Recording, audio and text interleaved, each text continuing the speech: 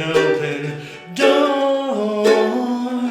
Love is an open door. Love is an open door. With you, with you, with you. Love is an open. What the What's going on here? Serious? All I wanted to do was sit on the beach, play some tunes, have a drink, watch some Instagram cookery videos. 8 episodes.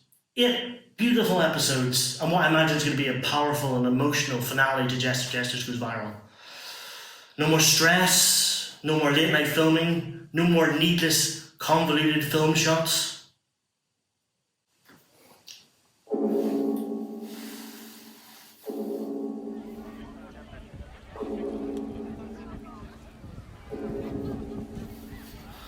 Computer, status report, close proximity and continuity breach. Okay, computer end simulation. Why the hell is it so hot in here? Due to a seriously disproportional relationship of effort to viewers, this show is now hurtling itself towards the sun. Basically, you're not getting enough viewers for the amount of effort you're putting in, so the show's going into the fucking sun. Oh my god, really? Is that actually happening? Right, okay. Go to low budget black and white pretentious mode. Wait, what? I said due to the seriously disproportionate amount of effort. What do you mean? What's been going on? What have I been doing for the last 2 weeks? What have you been doing over the last 2 weeks? I'll tell you what you've been doing. You've been phoning it in, handling audio files over looped footage, half-assed. That's what you've been doing. Phoning it in. Fuck yeah! A rogue episode, heading towards the centre of the sun. Time running out? Surely that's worth watching, liking, subscribing, commenting on and sharing. Right? You have my sympathies. Right?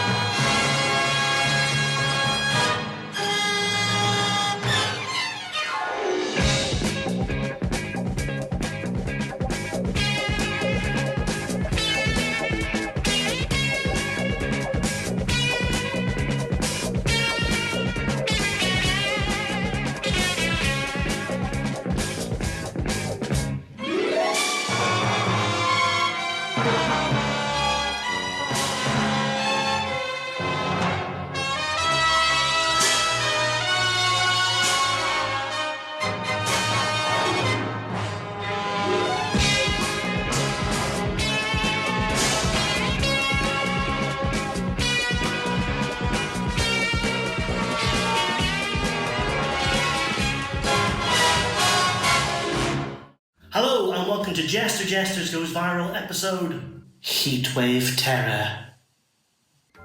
You're welcome. Durian. You're welcome. It's Monday. It's 8 in the evening. She's wondering what clothes to wear. Thanks, Eric. So what is this? It's an online version of a comedy night and we don't watch the videos until it's uploaded. So while you were watching that exciting opening credit sequence, I finally worked out how to get everything back to normal since I inadvertently ended everything all the way back in episode 8.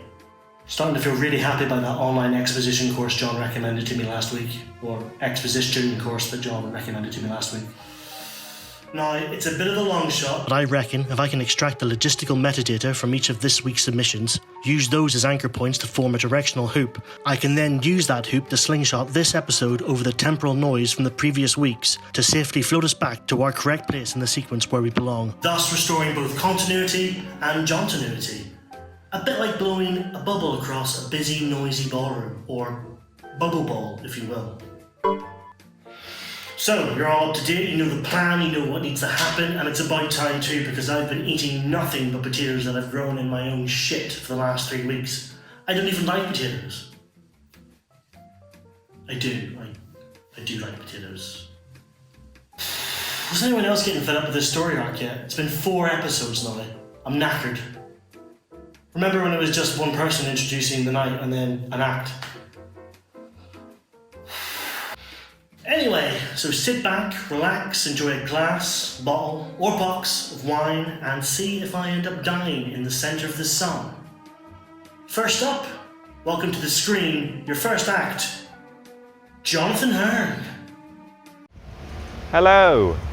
Game of Thrones style title starting on Central Park. We see a New York house, it's got money on the road, victim's face on a pile of evidence. There's a bridge made of money with a car driving on it. Still the bridge with his eye. And then the gate closes, the road is still made of money. Piles of evidence with the victims' faces, they're piling up. Show all the victims' faces on the evidence, they're piling up. There's the bridge made of money with a plane, a fancy island. The clouds, they turn into his face. But his face is on a bridge made of money with a car on it, but it's not a bridge, it's text. Filthy rich, big letters, perfect.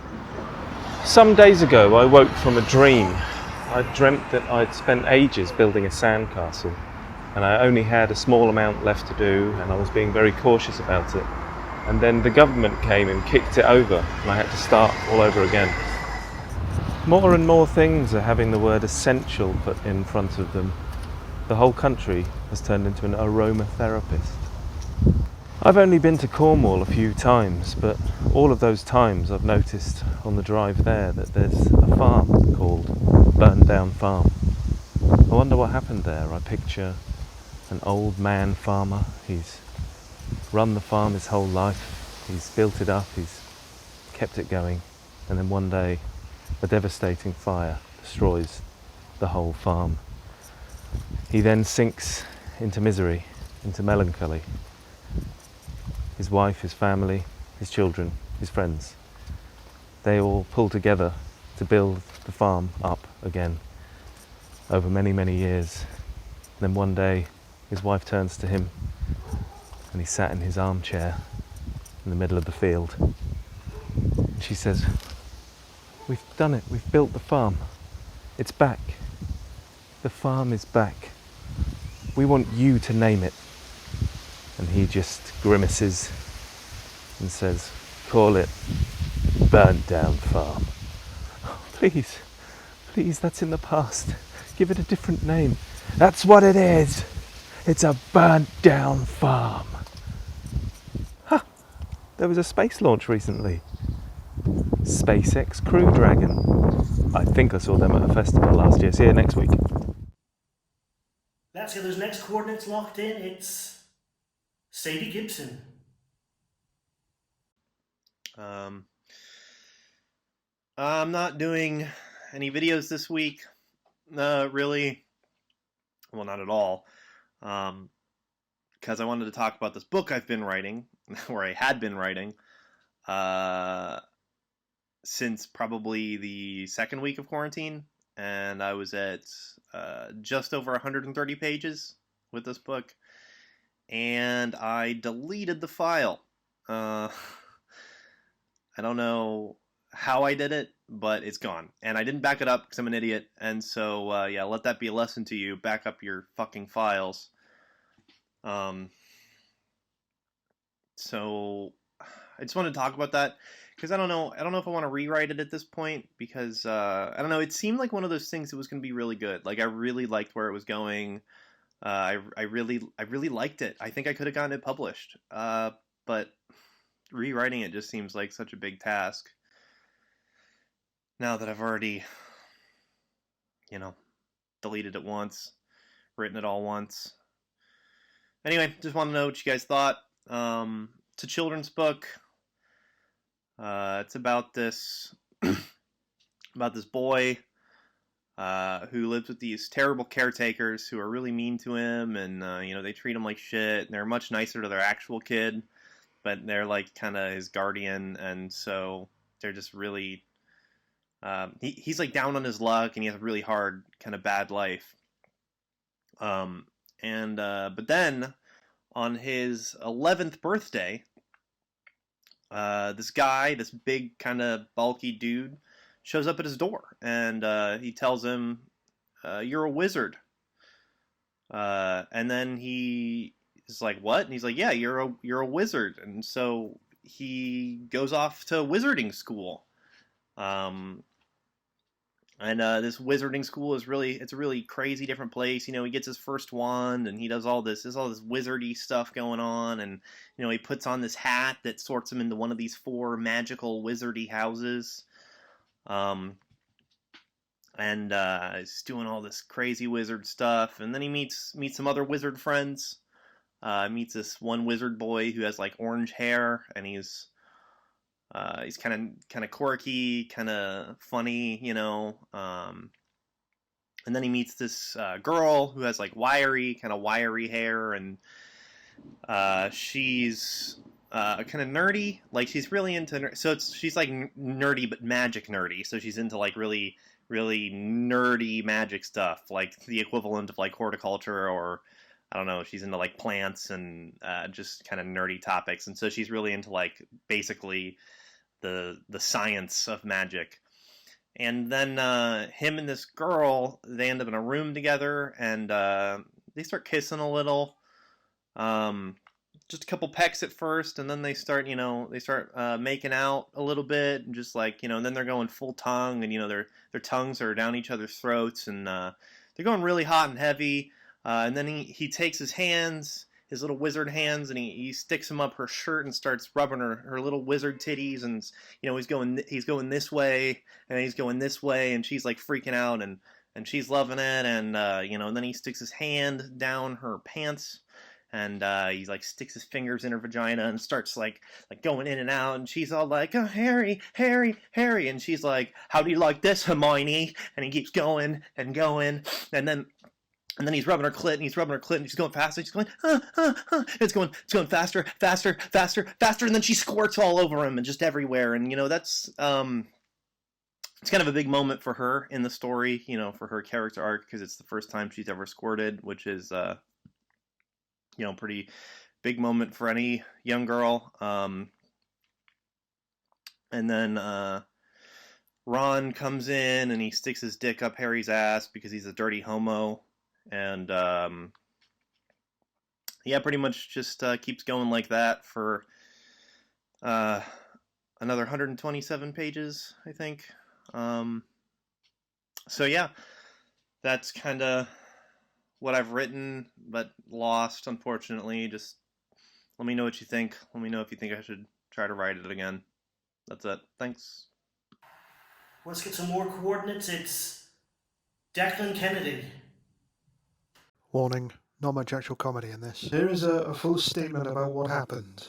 On, around, underneath, beside, in a huddle with or adjacent to Thursday, March the 26th, I conversed, communicated or held a discourse with the senior minister. He told me that he had tested positive. We discussed the national emergency arrangements, and when I say that, what I mean is we giggled heartily about how many pensioners, unemployed, disabled, or just plain vulnerable we wouldn't have to worry about after this. Then we discussed how I could make it look like I was engaged with the duty of care without actually making much effort. I was in a succession of meetings where we all giggled about this all day, and I suddenly got a call from the female I'm married to, who was taking care of our clutch of brood eggs at home.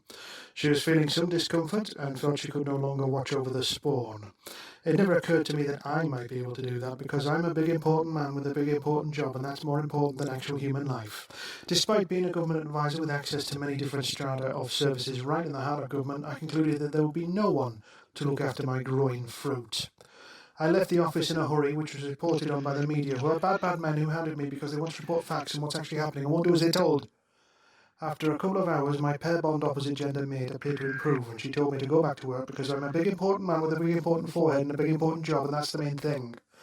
Although she had none of the symptoms of plebs disease, there was still a possibility she might have caught their poverty and desperation, and now there's a distinct possibility that I too might sympathise with someone in a rented property or a minimum wage. I was conflicted, which is my way of saying that I might have felt a twinge of compassion. The regulations make clear that if you have a small life form, you can use it as a human shield by callously invoking actual human emotions. Well, if that's the case, you should do so that's what I did. For years, I've been warning of the dangers of pandemics, and that's made 5 years, which is to say, a few weeks ago when I ordered the blog entries to support what passes for my story. I thought the best thing I could do under the circumstances was to fuck everybody else in their fucking lives with their fucking arse by fucking off all the regulations that people had stuck to, even when it meant missing funerals for their loved ones or not being able to leave their houses. Honest to Christ, I got a big purple-headed throbber when I thought about how this would make everyone who isn't me so unbelievably suicidally shitty about it and hoodwinked and foolish and humiliated. I didn't just drive there, I wanked as I was doing it. I was so turned on by the imminent misery I was about to create. I spat COVID-19 everywhere, over everyone at Burke Castle, everyone in Durham, just everyone all covered in it now. Look at you all covered in my hair from smoke. What will you do about it? Nothing at all because I've won. And you get the government you deserve, you vote fucking arseholes. Suck it up! Let's get those next set of coordinates locked in. It's Patrick Hearn.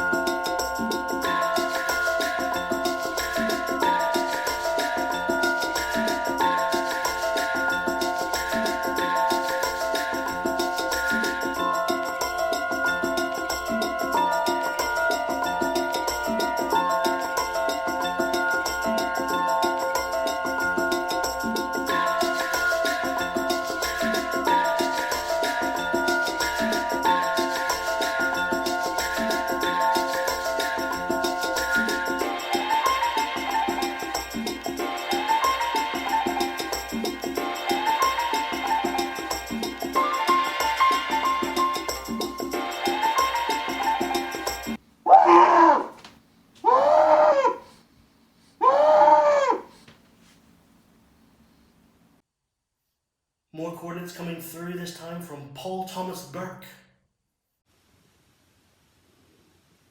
For a reason that was never explained, in the final few weeks of doing history, our history teacher showed us the full uncut version of Trading Places.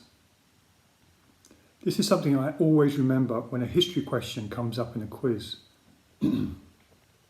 I have a random collection of facts in my head, and I always do relatively well at quizzes, and I will always know the answer to any royal family's lineage is Jamie Lee Curtis has amazing tits.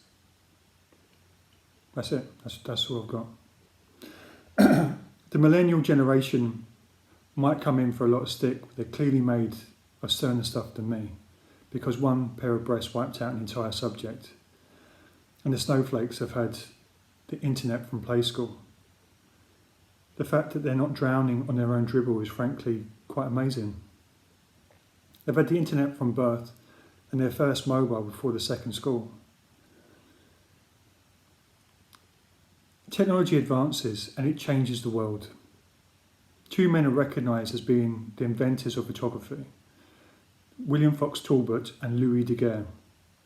Now, working separately, they both finalised a process that allowed them to take a picture and save it onto paper.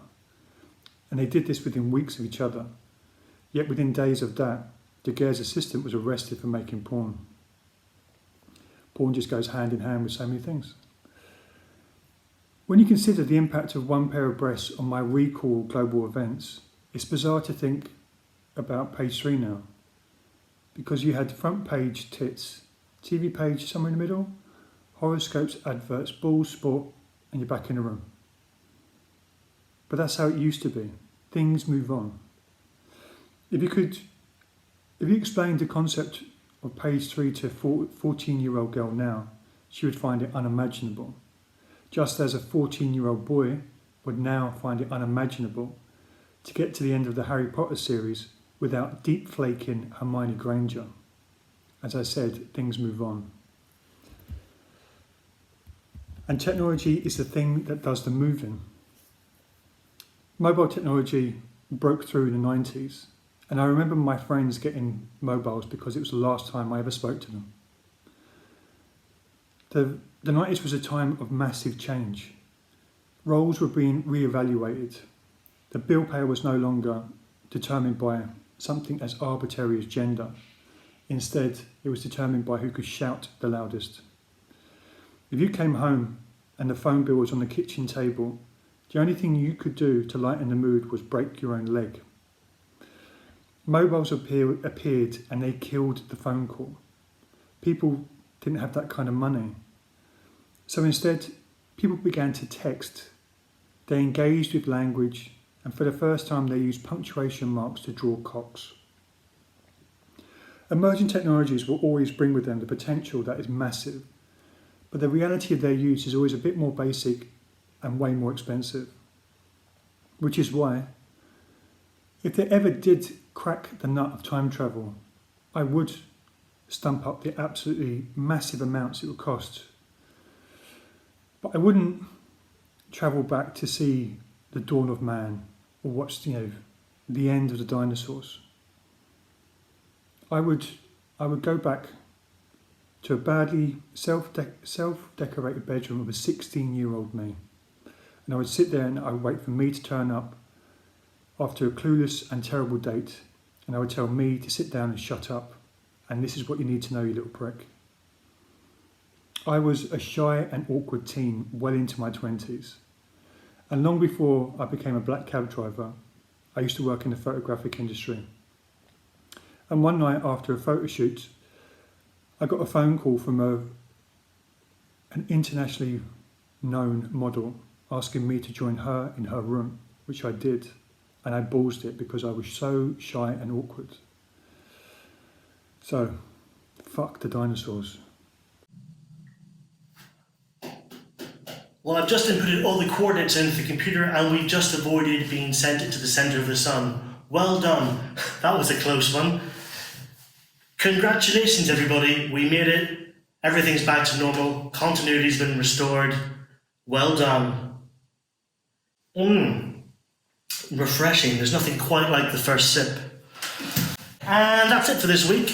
A massive thank you and round of applause for all the acts you submitted to this week. If you want to be involved with next week, please hand in an audio file or a video file. We'll get it queued up and show that. Next week's officially episode 13, now that the continuity has been completely restored. And I believe it's Patrick Hearn hosting next week, and he'll be showing us how to paint pictures of plastic men and plastic cats and dogs, so I'm very much looking forward to that. I wonder what this button does. Until next week, goodbye.